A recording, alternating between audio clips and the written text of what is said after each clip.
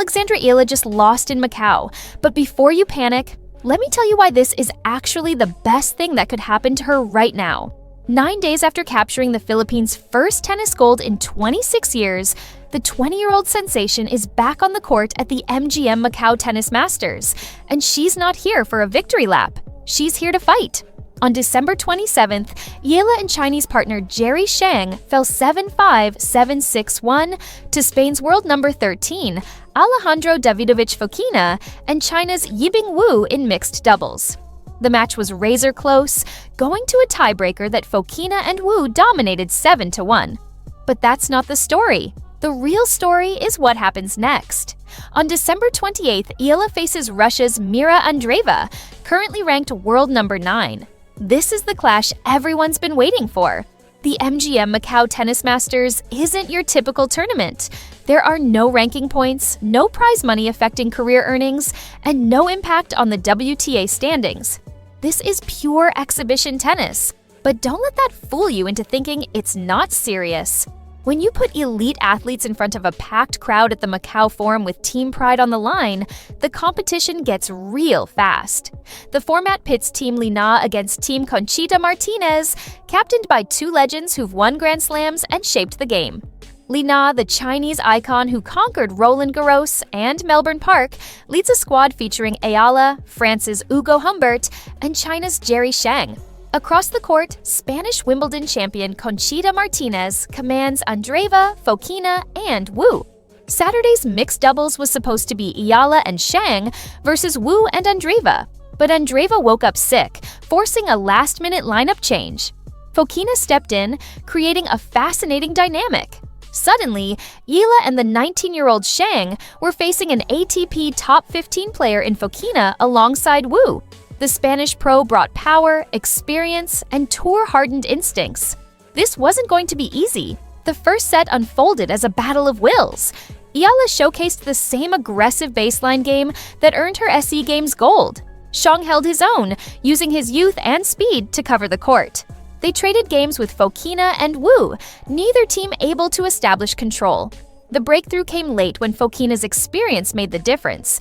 Team Martinez took the set 7-5. Close, competitive, and proof that Eala and Shang belonged on the same court as these ranked opponents. Set 2 escalated the tension. Both teams locked into a rhythm, holding serve game after game. The crowd at the Macau Forum sensed something special building. Every point mattered. Every game carried weight for the team's standings. Neither duo blinked, forcing a tiebreaker to decide the match. This is where the gulf in experience showed. Fokina and Wu executed perfectly under pressure, racing to a 7-1 tiebreaker victory and sealing the match. Team Conchita Martinez extended their lead to 4-1 in the overall competition. Here's why that loss matters less than you think.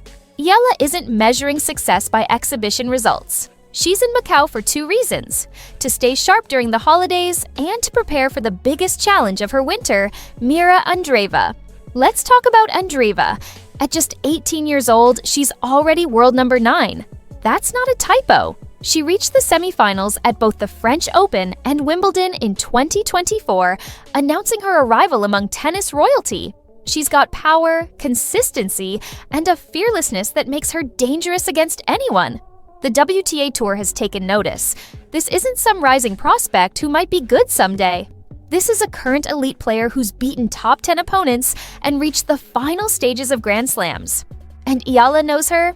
In 2022 at the US Open Junior Tournament, they met in the quarterfinals. Eala demolished Andreva 6-4, 6-0 on her way to becoming the first Filipina to win a junior Grand Slam title. They even partnered in doubles that week, reaching the second round together, but that was 3 years ago. Both were teenagers competing in junior events. Now they're WTA professionals, and everything has changed. This rematch carries significance beyond bragging rights. For Eala, this is the perfect test before 2026 kicks into high gear. After Macau, she heads to Auckland for a WTA 250 event starting January 5th. Then comes the Australian Open from January 18th to February 1st, the only Grand Slam where she hasn't competed yet. Following Melbourne, she returns to Abu Dhabi for the WTA 500 Mubadala Abu Dhabi Open from January 31st to February 7th. a tournament that's witnessed her meteoric rise from outside the top 150 to career-high world number 50. Facing Andreva in Macau gives Eala everything she needs right now. It's live competition against a top 10 player.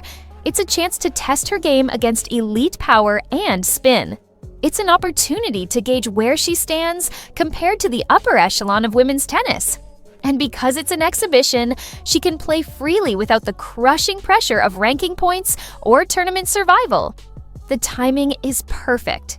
Eala just ended a 26-year drought by winning SE Games Gold on December 18th, defeating Thailand's Mananchaya Sawangkayo 6-1, 6-2 in Bangkok. That emotional victory checked a major box for her career. National champion, regional supremacy, generational achievement. But champions don't rest. They use momentum to attack the next mountain. For Eala, that mountain is breaking into the top 30, winning WTA Tour titles, and making deep runs at Grand Slams. Andreva represents exactly the type of opponent she'll need to beat to get there. The contrast between Saturday and Sunday couldn't be starker. In mixed doubles, Eala was the supporting player alongside Shang, facing opponents where the ATP Pro held the advantage. Sunday flips the script entirely. In singles, it's just Eala versus Andreva. No partners to rely on. No one else to carry the load. Pure one-on-one competition between two of the sport's brightest young stars, both with junior Grand Slam pedigree, both climbing the professional ranks, both hungry to prove themselves. Their 2022 junior quarterfinal tells us something important. Eala has beaten Andreva before and beaten her convincingly. That 6-0 second set wasn't a fluke, it was domination. But Andreva has evolved dramatically since then. Her Grand Slam semifinal runs prove it. Her world number 9 ranking confirms it. She's no longer the junior player Eala dismantled 3 years ago.